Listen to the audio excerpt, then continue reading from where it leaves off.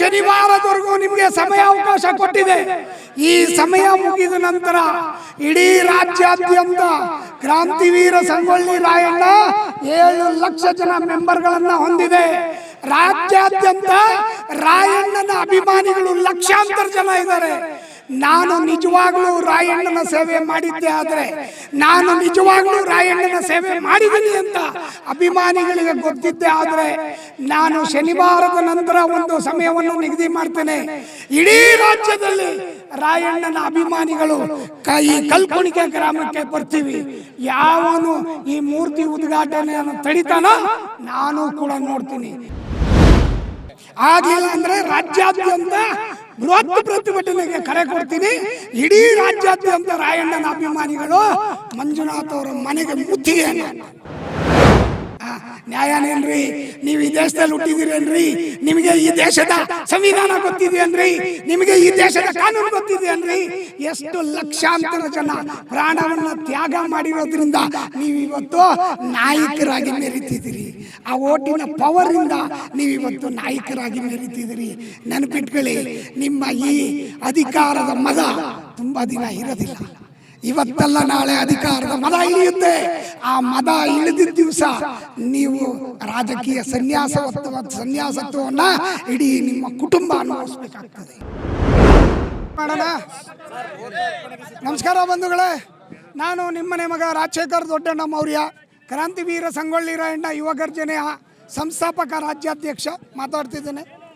ಇವತ್ತು ಏನಾದರೆ ಹುಣಸೂರಿನ ಕಲ್ಕುಣಿಕೆ ಗ್ರಾಮದಲ್ಲಿ ಮೂರ್ತಿಯನ್ನು ಉದ್ಘಾಟನೆಗೆ ಬಿಡದೆ, ಅದು ಆಗಸ್ಟ್ 15 ರಾಯಣ್ಣ ಹುಟ್ಟಿದ ದಿನ, ಅವನಿಗೆ ಕೊಡಬೇಕಾದ ಗೌರವಕ್ಕೆ ಬದಲಾಗಿ ಆತನಿಗೆ ಅಪಮಾನ ಮಾಡಿದ್ದಿದೆಯಲ್ಲ, ಇದು ನಿಜವಾಗ್ಲೂ ಒಬ್ಬ ದೇಶದ್ರೋಹಿ ಮಾಡುವಂಥ ಕೆಲಸ. ಇದು ನಿಜವಾಗ್ಲೂ ಒಬ್ಬ ಏನು ಅವಿವೇಕಿ ಮಾಡ್ತಕ್ಕಂಥ ಕೆಲಸ ಅಂತ ನಾನಾದರೂ ಹೇಳಲಿಕ್ಕೆ ಬಯಸ್ತೇನೆ. ಕಾರಣ ಏನಪ್ಪ ಅಂತಂದರೆ, ಅವತ್ತು ಬ್ರಿಟಿಷರು ನಮ್ಮವ್ರನ್ನ ಹಿಡ್ಕೊಂಡು ರಾಯಣ್ಣನನ್ನು ಹಿಡಿದ್ರು. ಇವತ್ತು ಅದೇ ರೀತಿ ನಮ್ಮವರನ್ನೇ ಎತ್ತಿ ಕಟ್ಟಿ ಇವತ್ತು ನಮ್ಮ ರಾಯಣ್ಣನನ್ನು ಬಟ್ಟೆಯಲ್ಲಿ ಬಂಧಿಸುವ ಕೆಲಸವನ್ನು ಮಾಡಿದ್ದಾರೆ. ಇಂಥ ಪುಡಾರಿ ರಾಜಕಾರಣಿಗಳ ಪುಂಡಾಟಕ್ಕೆ ಭಯಪಡೋರಲ್ಲ ಯುವ ಗರ್ಜನೆ ಅವರು. ಒಂದು ವಿಚಾರವನ್ನು ಚೆನ್ನಾಗಿ ನೆನಪಿಟ್ಕೊಳ್ಳಿ.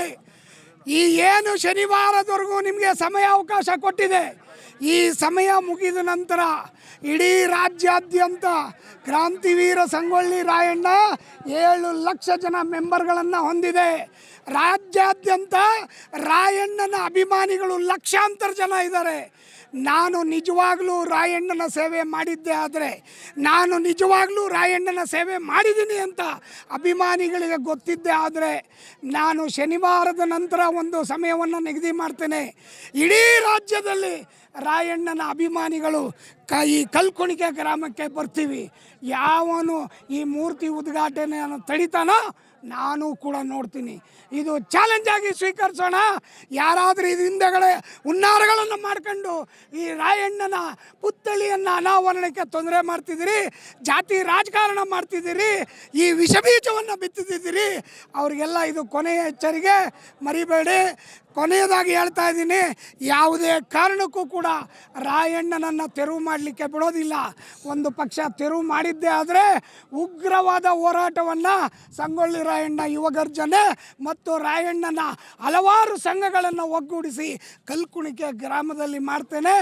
ಯಾರು ಇದಕ್ಕೆ ಪೂರಕ ಕಾರಣವಾಗಿದ್ದರೆ ಅವ್ರ ಮನೆಗೆ ಮುತ್ತಿಗೆ ಹಾಕುವಂಥ ಕೆಲಸವನ್ನು ಕೂಡ ನಾನು ಮಾಡ್ತೇನೆ ಅಂತ ಹೇಳಿ ನನ್ನ ಮಾತನ್ನು ಮುಗಿಸ್ತೇನೆ. ರಾಜಕಾರಣದಲ್ಲಿ ಯಾರು ಬೇಳೆ ಬೇಯಿಸ್ಕೊಳ್ಳಿಕ್ಕೆ ಆಗ್ತಿಲ್ಲ, ಮಾಜಿ ಆಗ್ಬಿಟ್ಟಿದ್ದಾರೆ. ಎಲ್ಲಿ ಭಯ ಬರ್ತಿದೆ, ಎಲ್ಲಿ ಕುರುಬ್ರವನ್ ಗೆದ್ದು ಬಿಡ್ತಾನೋ ಅಂತ, ಅದಕ್ಕೆ ಏನು ಮಾಡ್ತಿದ್ದಾರೆ, ಇಂಡೈರೆಕ್ಟಾಗಿ ಅಧಿಕಾರಿಗಳನ್ನು ಚೂಬಿಡ್ತಿದ್ದಾರೆ. ಇದು ನಡೆಯೋದಿಲ್ಲ. ರಾಯಣ್ಣ ಬ್ರಿಟಿಷರ ದಂಡಿಗೆ ಹೆದರ್ಲಿಲ್ಲ, ನಿನ್ನಂಥ ಶಿಲ್ಲೇಖಾತನಿಗೆ ಹೆದರ್ಕೊಂತೀವೇನ್ರಿ ನಾವು? ಇಡೀ ಭಾರತದ ಅಖಂಡ ಭಾರತವನ್ನಾಳಿದ ಮೌರ್ಯ ವಂಶಸ್ಥರು. ಯಾರೋ ಅಖಂಡ ಭಾರತವನ್ನಾಳಿದ ಮೌರ್ಯ ವಂಶಸ್ಥರು. ತಿರಂಗ ಧ್ವಜದ ಮಧ್ಯದಲ್ಲಿರುವ ಅಶೋಕ ಚಕ್ರವನ್ನು ಕೊಟ್ಟವರು ನಾವು. ಮುತ್ತು ರತ್ನಗಳನ್ನು ಸೇರಿನಲ್ಲಿ ಅಳೆದು ಸೇಲ್ ಮಾಡಿದವರು ಯಾರು? ನಾವು. ವಿಜಯನಗರ ಸಾಮ್ರಾಜ್ಯ ಕಟ್ಟಿದವರು ನಿನ್ನಂಥ ಶಿಳ್ಳೆಕಾತನಿಗೆ ಎದುರ್ಕೊತೀವಿ ಅಂತ ಕನ್ಸು ಮನಸ್ಸಲ್ಲೂ ತಿಳ್ಕೊಂಬೇಡ್ರಿ. ಒಂದಲ್ಲ ಒಂದು ದಿವಸ ಇದಕ್ಕೆ ಪ್ರತ್ಯುತ್ತರ ನಾವು ಕೊಟ್ಟೇ ಕೊಡ್ತೀವಿ. ನೀವು ಅದನ್ನು ಅನುಭವಿಸಲೇಬೇಕಾಗ್ತದೆ. ಮುಂದಿನ ದಿನಮಾನಗಳಲ್ಲಿ ರಾಜಕೀಯ ಸನ್ಯಾಸತ್ವಕ್ಕೆ ಸಿದ್ಧರಾಗಿ ಮಂಜುನಾಥ್ ಅವರೇ, ಓಪನ್ ಆಗಿ ಹೇಳ್ತಾ ಇದ್ದೀನಿ, ರಾಜಕೀಯ ಸನ್ಯಾಸತ್ವಕ್ಕೆ ಸಿದ್ಧರಾಗಿ. ಇದು ಕಡೆಯ ಎಚ್ಚರಿಕೆ, ಸಮಾಜದ ಮುಖಂಡನಾಗಿ ನನ್ನ ಎಚ್ಚರಿಕೆ ನೆನಪಿರಲಿ. ಆಗಲಿಲ್ಲ ಅಂದರೆ ರಾಜ್ಯಾದ್ಯಂತ ಬೃಹತ್ ಪ್ರತಿಭಟನೆಗೆ ಕರೆ ಕೊಡ್ತೀನಿ. ಇಡೀ ರಾಜ್ಯಾದ್ಯಂತ ರಾಯಣ್ಣನ ಅಭಿಮಾನಿಗಳು ಮಂಜುನಾಥ್ ಅವರ ಮನೆಗೆ ಮುತ್ತಿಗೆಯನ್ನು ಹಾಕ್ತೀವಿ 100%. ಇಲ್ಲ ಅಂದರೆ ಅವ್ರು ಮಾಡೋ ಕೆಲಸಗಳಿಗೆ ಮಾತ್ರ ಯಾಕೆ ಸ್ವಾಮಿ ತೊಡಗಲ್ಲ ಹಾಕ್ತಾರೆ ನಾನು ಕೇಳೋದು. ಬೇರೆಯವರು ಇದಕ್ಕೆ ಫಂಕ್ಷನ್ಗಳಿಗೆ ಹಾಕ್ಬೋದಲ್ಲ, ಯಾಕೆ ಹಾಕಲ್ಲ? ರಾಯಣ್ಣನಿಗೆ ಯಾಕೆ ಅಡ್ಡಿ ಹಾಕ್ತಿದ್ದೀರಿ? ರಾಯಣ್ಣ ಯಾರ್ರೀ? ಅವು ಒಬ್ಬನೇ ಹೋರಾಡಿದ್ನೇನ್ರಿ? ಎಲ್ಲ ಸಮುದಾಯಗಳನ್ನು ತಗೊಂಡು ಹೋರಾಟ ಮಾಡ್ದವನ್ರಿ. ಈ ದೇಶಕ್ಕೋಸ್ಕರ 33 ವರ್ಷಕ್ಕೆ ಪ್ರಾಣವನ್ನು ತ್ಯಾಗ ಮಾಡ್ತಾ ಮನೆಗೊಬ್ಬ ರಾಯಣ್ಣ ಬರ್ತಾರೆ. ಆ ಸಂದರ್ಭದಲ್ಲಿ ನೀನು ಅರ್ಧರಾತ್ರಿಗೆ ಓಡೈತೀಯ ಅಂತೇಳಿ ಅವತ್ತೇ ಭವಿಷ್ಯ ನುಡಿದು ಹೋದಂಥವನು ನಮ್ಮ ರಾಯಣ್ಣ. ಅಂಥ ರಾಯಣ್ಣನನ್ನು ನೀವು ಯಾವ ರೀತಿ ಬಟ್ಟೆ ಮುಚ್ಚಿಕ್ಕಿದಿರ್ರಿ? ನ್ಯಾಯನೇನ್ರಿ? ನೀವು ಈ ದೇಶದಲ್ಲಿ ಹುಟ್ಟಿದ್ದೀರೇನ್ರಿ? ನಿಮಗೆ ಈ ದೇಶದ ಸಂವಿಧಾನ ಗೊತ್ತಿದೆಯನ್ರಿ? ನಿಮಗೆ ಈ ದೇಶದ ಕಾನೂನು ಗೊತ್ತಿದೆಯನ್ರಿ? ಎಷ್ಟು ಲಕ್ಷಾಂತರ ಜನ ಪ್ರಾಣವನ್ನು ತ್ಯಾಗ ಮಾಡಿರೋದ್ರಿಂದ ನೀವಿವತ್ತು ನಾಯಕರಾಗಿ ಮೆರೀತಿದ್ದೀರಿ. ಆ ಓಟಿನ ಪವರಿಂದ ನೀವಿವತ್ತು ನಾಯಕರಾಗಿ ಮೆರೀತಿದ್ದೀರಿ. ನೆನಪಿಟ್ಕೊಳ್ಳಿ, ನಿಮ್ಮ ಈ ಅಧಿಕಾರದ ಮದ ತುಂಬ ದಿನ ಇರೋದಿಲ್ಲ. ಇವತ್ತಲ್ಲ ನಾಳೆ ಅಧಿಕಾರದ ಮದ ಇಳಿಯುತ್ತೆ. ಆ ಮದ ಇಳಿದಿದ್ದ ದಿವಸ ನೀವು ರಾಜಕೀಯ ಸನ್ಯಾಸತ್ವವನ್ನು ಇಡೀ ನಿಮ್ಮ ಕುಟುಂಬ ಅನುಭವಿಸ್ಬೇಕಾಗ್ತದೆ. 100%. ಯಾಕಂದರೆ ಅವ್ರ ಜೊತೆನಲ್ಲಿ ಒಂದಷ್ಟು ಜನ ಹುಡುಗರು ಓಡಾಡ್ತಿದ್ದಾರೆ. ಅವ್ರುಗಳು ಅದಕ್ಕೆ ಸ್ಪಾನ್ಸರ್ ಆಗಿದ್ದಾರೆ. ಯಾರು? ಲೋಹಿತ್ ಅವರಲ್ಲ ಸ್ವಾಮಿ, ಈ ಊರಿನ ಹುಡುಗರು.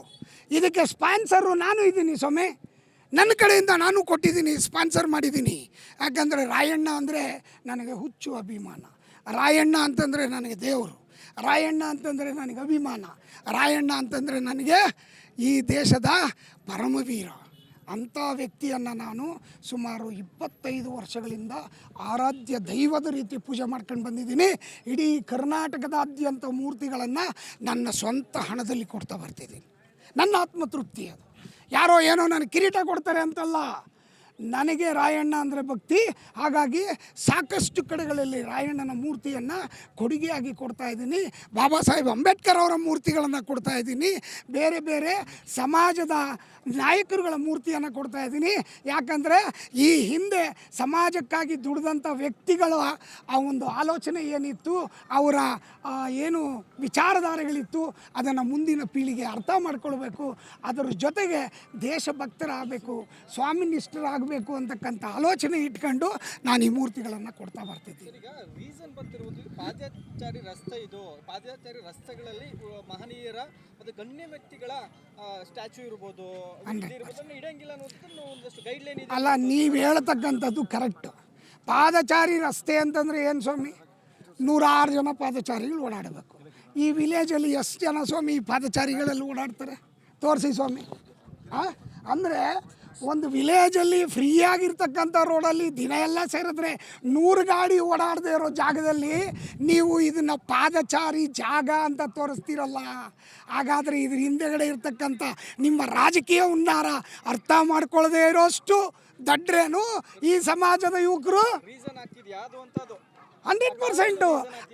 ಈಗ ಕುಣಿಲಾರ್ದವ್ನೆಲ್ಲ ಡೊಂಕು ಅಂದ್ಲಂತೆ.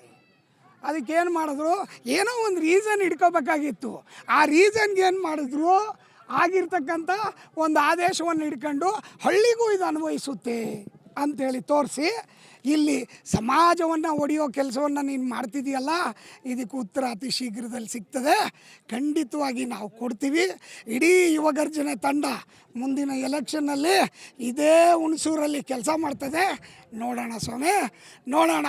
ರಾಯಣ್ಣನಿಗೆ ನೀನು ಮಾಡಿದ್ದ ಅಪಮಾನ ಅಲ್ಲ, ಈ ಸಮಾಜದ ಪ್ರತಿಯೊಬ್ಬ ವ್ಯಕ್ತಿಗೆ, ಪ್ರತಿಯೊಬ್ಬ ಯುವಕನಿಗೆ, ಪ್ರತಿಯೊಬ್ಬ ಮಹಿಳೆಗೆ, ಪ್ರತಿಯೊಬ್ಬ ಮಗುವಿಗೆ ಮಾಡಿದಂಥ ಅವಮಾನ ಅಂತ ನಾವಾದರೂ ಭಾವಿಸ್ತೀವಿ.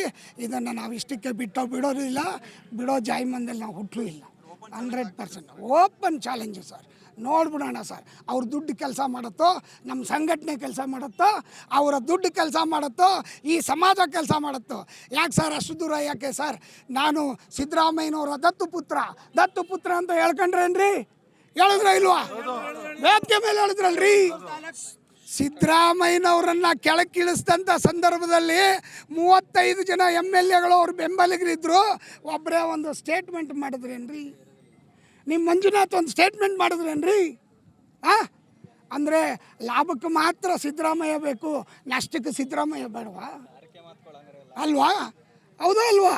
ನಾನು ಕೇಳ್ತಕ್ಕಂಥದ್ದು, ಸಿದ್ದರಾಮಯ್ಯನವ್ರು ಇಳಿತಿದ್ದಂಗೆ ಇರ್ತಕ್ಕಂಥವ್ರಿಗೆ ಬೆಳ್ಳಿ ಕಡಗ, ಚಿನ್ನದ ಕಡಗ ತರ್ಸಾಕಿದ್ರಲ್ವಾ? ಇದನ್ನೇನಂತಾರೆ? ಲಾಭದಾಯಕ ರಾಜಕಾರಣ ಅನ್ನಲ್ವಾ? ಅಲ್ಲ, ಅದು ಸಿದ್ದರಾಮಯ್ಯನವರನ್ನು ಇವ್ರು ಬಳಸ್ಕೊಂಡ್ರು. ಇವ್ರು ಗೆಲ್ಲಬೇಕಾಗಿತ್ತು, ಅದಕ್ಕೆ ಇವ್ರು ಬಳಸ್ಕೊಂಡ್ರು. ಇದು ಗೋಮುಖ ವ್ಯಾಘ್ರ ಅಂತ ಸಿದ್ದರಾಮಯ್ಯನವ್ರಿಗೆ ಗೊತ್ತಿರಲಿಲ್ಲ, ಹಂಗಾಗಿ ಮಾಡಿದ್ರು. ಸಮಾಜದಲ್ಲಿ ನಮ್ಮ ದತ್ತು ಪುತ್ರ ಇದ್ದಂಗೆ ಹಾಕ್ಬಿಡ್ರಯ್ಯ ಅಂದರು, ಹಾಕಿದ್ರು, ಗೆದ್ದರು. ನೀವೇನು ಮಾಡಿದ್ರಿ? ಸಮಾಜಕ್ಕೆ ನಿಮ್ಮ ಕೊಡುಗೆ ಏನ್ರಿ? ಏನು ಕೊಟ್ಟಿದ್ದೀರಿ ನೀವು ಸಮಾಜಕ್ಕೆ? ವೋಟ್ ಬ್ಯಾಂಕ್ ಆಗಿ ಬಳಸ್ಕೊಂಡಿದ್ದೀರ ಬಿಟ್ಟರೆ ಈ ಸಮಾಜಕ್ಕೆ ಅಂತ ನಿಮ್ಮದು 1 ರೂಪಾಯಿನ ಕೊಡುಗೆ ಇಲ್ಲ. ಒಂದು ವೇಳೆ 2022 ಸಿದ್ದರಾಮಯ್ಯ ಕ್ಯಾನ್ವಾಸ್ ಮಾಡಿದ್ರು, ಮತ್ತೆ ನೀವೇನು ಮಾಡ್ತೀರಿ ಮುಂದೆ ನಿಮ್ಮ ಸಮಾಜ? ಸರ್, ಸಿದ್ದರಾಮಯ್ಯನವರು, ನಾನು ಹೇಳ್ತೀನಿ, ಸಿದ್ದರಾಮಯ್ಯನವರು ಈ ಸಮಾಜದ ಕಡೆಯಿಂದ ಮುಖ್ಯಮಂತ್ರಿ ಆಗಬೇಕು ಅಂತಕ್ಕಂಥ ಆಸೆ ಇಡೀ ಸಮಾಜದ ಪ್ರತಿಯೊಬ್ಬ ವ್ಯಕ್ತಿಯಲ್ಲೂ ಇತ್ತು. 2 ಸಾರಿ ಮುಖ್ಯಮಂತ್ರಿ ಮಾಡಿದ್ದೀವಿ ಸರ್. ಈಗ ವಯಸ್ಸಾಗಿದೆ. ಈಗ ಮುಂದಿನ ನಾಯಕತ್ವಕ್ಕೆ ನಾವು ಕೂಡ ಅನುವು ಮಾಡಿಕೊಡ್ಬೇಕಾಗಿದೆ, ಅವರಿಗೆ ಸ್ಥಾನಮಾನಗಳನ್ನು ಕೊಡಬೇಕಾಗಿದೆ. ಹಾಗಾಗಿ ಖಂಡಿತವಾಗಿ ಈಗ ಯತೀಂದ್ರ ಅವರಿದ್ದಾರೆ, ಇನ್ನೂ ಸಾಕಷ್ಟು ನಾಯಕರುಗಳಿದ್ದಾರೆ ನಮ್ಮಲ್ಲಿ. 2ನೇ ಹಂತದ ನಾಯಕರುಗಳಿಗೆ ನಾವು ಮಣೆ ಹಾಕಬೇಕಾಗಿದೆ. ಆಗ ನೋಡೋಣ, ಇಲ್ಲಿ ನಡೆದಿರ್ತಕ್ಕಂಥ ವಿಚಾರಗಳನ್ನು ಚರ್ಚೆ ಮಾಡೋಣ, ಸಮಾಜದ ವತಿಯಿಂದ ಮೀಟಿಂಗ್ ಮಾಡೋಣ, ಅವರು ಮಾಡಿರ್ತಕ್ಕಂಥ ತಪ್ಪುಗಳನ್ನು ಅವರು ಸರಿತಿದ್ದಿಲಿ, ಜೊತೆಗೆ ಅದಕ್ಕೆ ಏನು ಉತ್ತರ ಕೊಡಬೇಕು ಅವ್ರು ಕೊಡಲಿ. ಆವತ್ತಿನ ದಿವಸ ನಾವು ಮಾತಾಡ್ತೀವಿ.